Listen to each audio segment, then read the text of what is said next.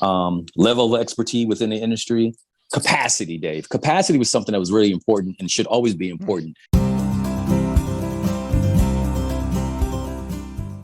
Welcome to Facility Maven here on Podbean, a podcast where your questions on facility and cleaning issues are answered by mavens in your field.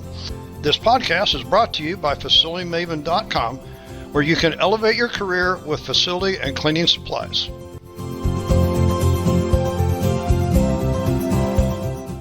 Hello, everyone. This is Dave Thompson. I am your host of this afternoon's podcast, or this morning, or whenever you happen to be listening to this recording. We don't do these live because everybody's got something to do, so I'm sure you're listening to a recording. You know, we talk a lot on all of our podcasts about cleaning, but today we're talking with Douglas Henley. You know, the thing about it is Douglas has moved around a little bit, and I got to tell you, when Douglas gets on the air, I want to have him tell you who he is, where he is, and what's on his mind today. Douglas, are you there? I am here. Hello, Dave. Hey, you know what? I always like to hear that sound on the other end of the line instead of static air. Yeah, I enjoy talking to you, and I enjoy talking to anybody within our industry because information is critical as we go into our campuses, into our portfolios every single day. And so I thrive and have been successful based upon my resources. And so you suggested that you shared that I moved around. Yes, I was the director of facilities for a large magnet school district up in Connecticut for almost 14 years, and had the opportunity to leave the cold weather and move down to Central Florida. And I jumped at that opportunity. And so came down to Florida and was a vice president for a building service contractor, Owens Realty Services, where I helped that organization build best practices, do some training, help with setting up programs for the facilities management operation that they have. And then after about 3.5 years, moved on to where I am now, the Country Club of Orlando, where I am the director of facilities for this organization. So I continue to have fun, bring in the best practices and all the resources that I've learned to each organization that wants to have me. So here I am today talking to you. So you have fun with the challenges of something's broke and we got to fix it, and you got to put it in the schedule, and we have no money. Yeah. Well, that's the story of our lives. It doesn't matter what the budget is. We are still responsible to clean things that are dirty and fix things that are broke. That's what I say. It's a simple notion. And then the challenges begin, right? Because, something's always going to be dirty and something's always going to break. And so how do we go about doing that? And for me, one thing we could talk about today is just leveraging the use of outside vendors. For me, in any one of the positions I've held, I've always had an opportunity to partner with a vendor that specialized in a particular industry or service. And when I did so, or when I do so, I understand that the possibility of doing that can weaken the standards of the organization which I worked for, right? And so that's something that I always focus on. And sometimes I share it with the vendor that I'm hiring you for this particular service, but I refuse to allow your processes or lack thereof, be lower than the standards that we strive to create and make. And so by saying it up front, I'm saying to the vendor that we're going to work together to ensure that you meet or exceed our standards, right? How do we do that? So I came up years ago with the concept of doing a vendor review annually or biannually, depending on the type of work the vendor is doing for the organization. And I remember, Dave, when I first came up with the idea, there were a couple of vendors up in Connecticut that were very nervous about this, right? And I was like, don't. I could imagine. So you're trying to make, I got to verify you before I want to work with you.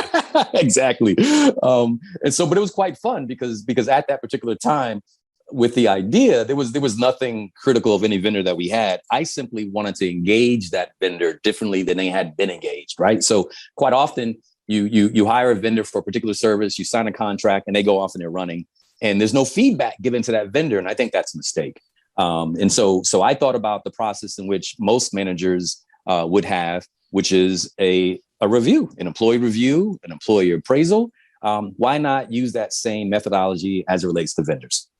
And so I came up with criteria. I had a score, very simple, very similar to what you would do coming from your HR department. And I tell you, guys loved it, right? Because it was, and gals, organizations loved it, vendors loved it, because it gave them a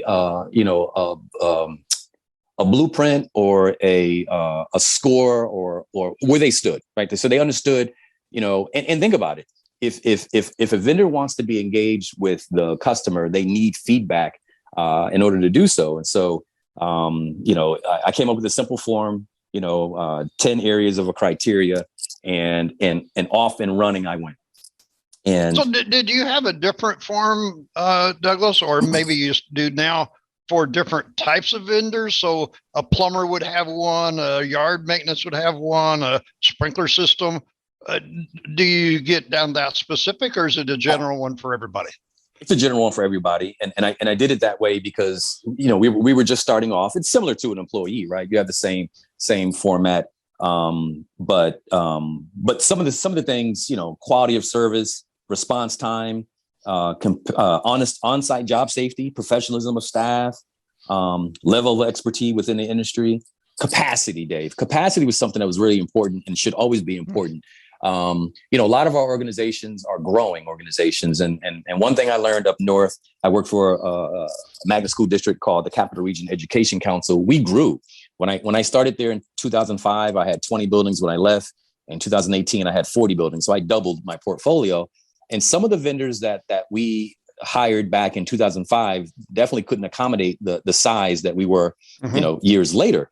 Mm-hmm. And so capacity, doesn't mean, let's say capability, right? So I love those two words, capacity, capability, because they go hand in hand with facilities management and maintenance. So someone may struggle, an individual or organization vendor may struggle with their capability based upon capacity. And so my vendor review meeting, my annual review, spoke about that. Vendor ABC, are you able to, handle the new building that we added? Are you able to handle the new 5 buildings that we added? So that was something that I asked in the review meeting was what's the capacity of your organization? Are you growing with us? So that would be where they could maybe add more people to support the needs of you from the vendor viewpoint. Exactly. And that's the kind of back and forth that should be occurring, with an engaged vendor, right? Is that hey vendor, we want you to be excited because we're growing and this is a growth opportunity for your organization. But you know what, Dave? I had a couple of vendors back then that said, you know what, you're getting too big for us. And that was my favorite, I guess, memorable review meeting, is that vendor that said, yep, I think you're too big for us. And what a better way to keep that professionalism and that relationship. Now we are parting ways in a positive conversation rather than a negative conversation, because the vendor could no longer meet my needs and began to fail. Okay, so you've moved to a new facility here and I'm sure that they already had vendors. Are they liking this? Yeah. Well, so what I did here, because I've only been in this particular organization 5 months, is I had an initial meeting with every vendor, right? So when I got here, there was a list of vendors, and I don't know any of them. They don't know who I am. And so, hey folks, wait a minute. You're getting ready to get a hold of Douglas Henley. You have no idea what you're no idea. You're exactly right. Yeah. And of course, I'm not going to be like the last guy, right? Because everybody's different. Sure, right. That's why you're there. You're not going to replace. Right. Yeah, there's a good reason, right? Exactly. And so, but I appreciated the previous fella because he had a list of vendors that when I walked into this position, I was hired into the position, I can now utilize. And so of course, I had the same conversation that I would have had, in my previous positions, that you are a resource to the Country Club of Orlando. And I appreciate the fact that you specialize in your particular industry. And we're going to use every bit of your skill set to make, the experience here at the Country Club of Orlando a good one for our Country Club members. And so we will meet frequently, especially because I'm new, until we establish, some benchmarks of quality. And I think that's a good meeting. I think that that's exactly where a vendor wants to be. They want to be in a partnership with an engaged director of facilities, utilizing their best skill sets and talents for them to succeed. Right. I think that was the goal. So that's, I'm thinking here, is there a list of things that you want to see from this vendor before they come in? Or, I just had some classes here at the academy, and I'm going out to do a customer to do a test, and I'm sending them the safety data sheets before I get there. I like that. Is this something that you're looking for, or is this just me going too far? No, I think that's outstanding. But I think that, it really, here you go. You asked me earlier about, does the review form change based upon the industry or service? And it could, right? And so, if I'm going to look for an outsourced janitorial company, yeah, I'm gonna have a scope of services that really, again, strengthens, my best practices. If I'm looking for a plumber, that plumbing organization is going to be different based upon the type of plumbing that we have. So either my building is a brand new building, or my building is a 20-year-old building, right? And so I'm going to talk to that plumber, and I want to make sure or be comfortable that they have the capability of managing an aging building, right? So yeah, and that's the engagement, that's the back and forth, that's the prior information that you want to give the vendor so that he or they can make an informed decision about coming on board, working with the organization. So you have two words that you focused on here in your vendor review, but you said there was 10 points, correct? Yep. Correct. Okay. Do we want to just briefly tell everybody what those are? We're going to use your 10 points for 10 more podcasts. They could. Need 10 more podcasts, because you know me. I like, we can get into. These are only 15 minutes long, Douglas. We can get into a long conversation on each one, right? And our managers, we have a managers meeting here. A general manager kind of teased me last week because I brought something to the meeting, and I was all excited about a process I wanted to implement. And he says, "Douglas, does that really excite you?" I said, "Yes, it does."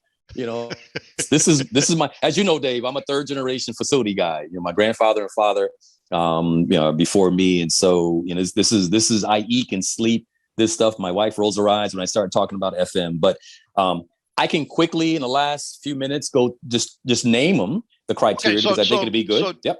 Before you do, what's the two main ones that we're talking about today? And let's get started with them. So capacity right. is a big deal for me, right? Because I want to know that you can handle, and that's important across the country based upon the size of your portfolio, right? Can the vendor handle your girth, right? It's, you got 2 buildings or you got 200 buildings, right? But first one, quality of service provided, quality, response time, capacity, as we talked about. I want them to be competitive on their price, right? So that when I need to ask for a quote, I want them to be competitive. Just because you have a contract with us doesn't mean you just, mark your price up. On-site job safety. If we're trying to be safe, I want you to be safe when you come on our campus. Right. Professionalism, right? That's about their staff, who you're sending out here. Quality of communication, very critical, right? Quality of correspondence, right? And so I don't want a quotation on a piece of paper. I need something, and it has to be legible, right? Because our accounting department will get upset they can't read it. Level of expertise within the industry. Now, that's something that's important to me because I continually want to grow as a director of facilities, and I'm looking for the best practices in everything I do. So why shouldn't the plumber? Why shouldn't the HVAC technician? Why shouldn't an electrician do the same, right, within their industry? And lastly, the ability to implement changes to the original scope. So flexibility is critical, right? Because we start the day off thinking that it's going to be a certain way. The day ends and it's a different way altogether.